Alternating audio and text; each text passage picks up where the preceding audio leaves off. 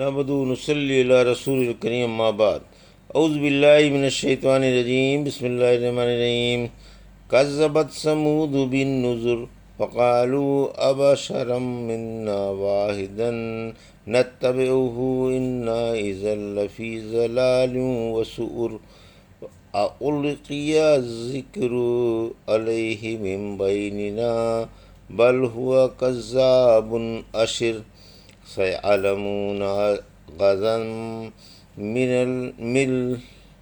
الكذاب الأشر إنا مرسلو الناقة فتنة لهم فارتقبهم واصطبر ونبئهم أن الماء قسمة بينهم كل شرب محتضر فنادوا صاحبهم فتعاطوا فعقر فكيف كان عذابي ونذر إنا أرسلنا عليهم صيحة واحدة فكانوا كهشيم المحتضر ولقد يسرنا القرآن للذكر فهل من مدكر كذبت قوم لوط بالنذر إنا أرسلنا عليهم حاصبا إلا آل لوط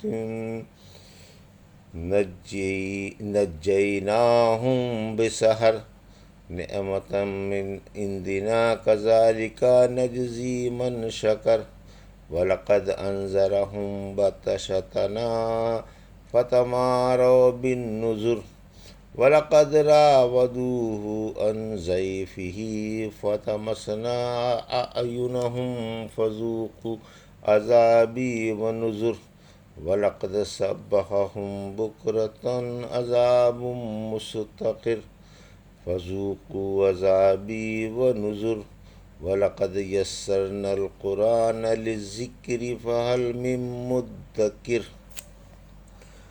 ابھی آپ نے سورہ قمر کی آیت 23 سے 40 کی تلاوت سماعت فرمائی۔ ان آیتوں کا ترجمہ اور تفسیر اس طرح ہے۔ کذبت ثمود بالنذر، آیت 23، فقالوا ابشرا منا واحدا نتبعه انا اذا لفی ضلال وسعر، آیت 24، القی الذکر علیہ من بیننا بل ہوا کذاب اشر، آیت 25، سیعلمون غدا من الکذاب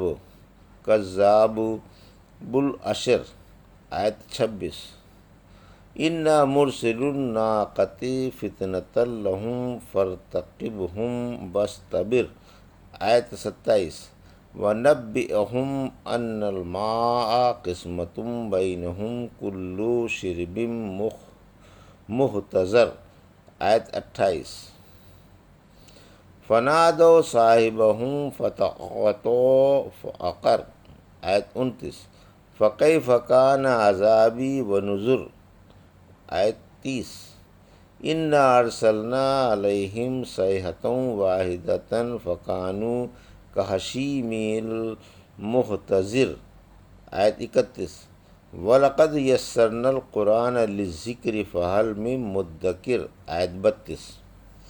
ترجمہ: سمودیوں نے بھی ڈرانے والوں کو جھٹلایا، پھر کہنے لگے کیا ہم ایک بشر کی پیروی کریں جو ہم ہی میں سے ہے؟ پھر تو ہم یقیناً گمراہی دیوانگی میں مبتلا ہوں گے۔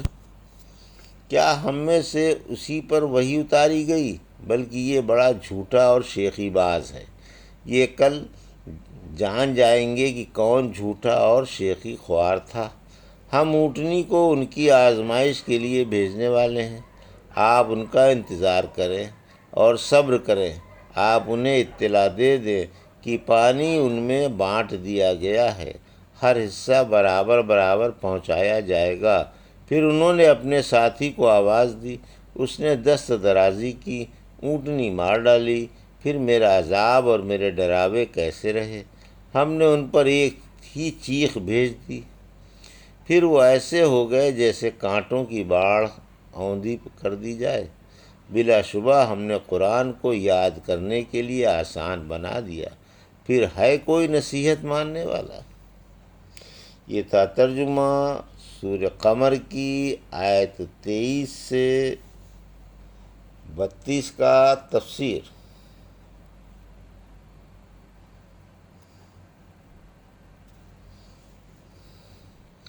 سمودیوں کی تباہی، آیت 23۔ سمودیوں نے حضرت صالح کو اللہ کا رسول نہیں مانا، ان کو جھٹلایا، پھر ان پر جو عذاب آیا اس کا پہلے کئی بار بیان ہو چکا ہے اور یہاں بھی مختصر بیان ہو رہا ہے۔ آیت 24۔ ہم دیوانے تو نہیں کہ صالح کی بات مان لیں، بولے یہ کیسے ممکن ہے کہ ہم اپنے ہی جیسے ایک شخص کی باتوں میں آ جائیں؟ اگر ہم ان کی بات مان لیں تو غلطی اور دیوانگی پر محمول کر لیے جائیں گے۔ آیت 25۔ صالح کی وحی پر تعجب، بڑے تعجب کی بات ہے کہ اتنی بڑی قوم میں صالح ہی پر وحی آتی ہے اور بڑوں بڑوں کو چھوڑ دیا جاتا ہے۔ یہ بات تو ہماری سمجھ میں آتی نہیں، یہ بڑے جھوٹے ہیں اور خواہ نبوت کی شیخی بگاڑتے پھر رہے ہیں۔ آیت 26۔ یعنی کل پتہ چل جائے گا کہ کون جھوٹا اور شیخی خوار ہے۔ اس آیت میں زبردست دھمکی ہے۔ آیت 27-28۔ حضرت صالح کا معجزہ، اللہ نے ایک چٹان سے حضرت صالح کی دعا سے ایک اونٹنی پیدا کر دی جو 10 ماہ کی گابن بھی تھی۔ انہوں نے حضرت صالح علیہ السلام سے یہی معجزہ مانگا تھا، جس کا ظہور ایک سخت چٹان سے ہو گیا اور اونٹنی ان کی آنکھوں کے سامنے نکل آئی۔ اب ان کا فرض تھا کہ صالح علیہ السلام کو اللہ کا سچا نبی مان لیتے، کیونکہ اللہ نے اپنی حجت پوری کر دی تھی۔ پھر اللہ نے اپنے رسول کو حکم فرمایا کہ آپ ان لوگوں کے انجام کے منتظر رہیں اور ان کی ایذاؤں پر صبر کرتے رہیں، کیونکہ آپ کا مستقبل شاندار ہے۔ جیت آپ ہی کی ہوگی اور دنیا اور آخرت میں آپ ہی کی مدد کی جائے گی۔ آپ انہیں بتا دیں کہ اب پانی آدھا آدھا بٹ گیا ہے، ایک دن ان کے تمام جانوروں کو پانی ملے گا اور ایک دن اس اونٹنی کو۔ سورہ شعراء کی آیت 155 فرمایا یہ اونٹنی ہے، ایک دن یہ پانی پیے گی اور ایک دن تمہارے جانور۔ پھر فرمایا کہ ہر ایک کو برابر حصہ ملے گا، ہر باری موجود کی گئی ہے، یعنی جب اونٹنی کی باری ہو تو اس کا دودھ حاضر ہے اور جب اس کی باری نہ ہو تو پانی حاضر ہے۔ آیت 29-30۔ اونٹنی کا قتل اور عذاب کی آمد۔ پھر انہوں نے اپنے ساتھی کو پکارا، اس ساتھی کا نام قتاد بن آنس تھا، یہ بڑا ہی بدبخت تھا۔ سورہ شمس کی آیت 12 میں فرمایا جب ان میں سب سے زیادہ جو بدبخت تھا اٹھا، اس کی کمبخت نے اونٹنی پر ہاتھ صاف کیا اور اسے تیر سے مار ڈالا۔ آخر اللہ کا عذاب آ گیا اور پھر ان کا جو انجام ہوا سب تمہارے سامنے ہے۔ کفر و تکذیب پر میرا عذاب اور میرے ڈراوے کیسے رہے۔ آیت 31۔ ہم نے ان پر ایک ہولناک چیخ مسلط کر دی جس سے سب فنا ہو گئے اور بھوسے کی طرح اڑا دیے گئے۔ محتضر یعنی خشک گھاس جو جل کر راکھ ہو کر ہوا میں اڑ جائے۔ آیت 32۔ ہم نے تو یہ قرآن نصیحت و ہدایت ہی کے لیے آسان کیا ہے کوئی تم میں اس کی نصیحت حاصل کرنے والا؟ کذبت قوم لوط بالنذر۔ آیت 33۔ انا ارسلنا علیہم حاصبا الا آل لوط نجیناہم بسحر۔ آیت 34۔ نعمتا من عندنا کذالک نجزی من شکر۔ آیت 35۔ وَلَقَدْ أَنذَرَهُمْ بَطْشَتَنَا فَتَمَارَوْا بِالنُّذُرِ۔ آیت 36۔ وَلَقَدْ رَاوَدُوهُ عَنْ ضَيْفِهِ فَطَمَسْنَا أَعْيُنَهُمْ فَذُوقُوا عَذَابِي وَنُذُرِ۔ آیت 37۔ وَلَقَدْ صَبَّحَهُمْ بُكْرَةً عَذَابٌ مُسْتَقِرٌ۔ آیت 38۔ فَذُوقُوا عَذَابِي وَنُذُرِ۔ آیت 39۔ وَلَقَدْ يَسَّرْنَا الْقُرْآنَ لِلذِّكْرِ فَهَلْ مِن مُدَّكِرٍ۔ آیت 40۔ ترجمہ۔ قوم لوط نے بھی نبیوں کو جھٹلایا، ہم نے ان پر پتھر برسانے والی افواہ مسلط کر دی، مگر آل لوط کو سحر کے وقت اپنے احسان و کرم سے بچا لیا۔ ہم شکر گزاروں کو اسی طرح بدلہ دیتے ہیں۔ لوط علیہ السلام نے انہیں ہماری پکڑ سے ڈرایا تھا، لیکن انہوں نے ڈرنے میں شک کیا۔ انہوں نے لوط کو بہلا پھسلا کر مہمانوں سے غافل کرنا چاہا، لیکن ہم نے ان کی آنکھیں پھوڑ دیں۔ اب چکھو میرے عذاب کو اور میرے ڈراموں کو، اور صبح صبح ان پر ایک ٹھہرے ہوئے عذاب نے دھاوا بول دیا۔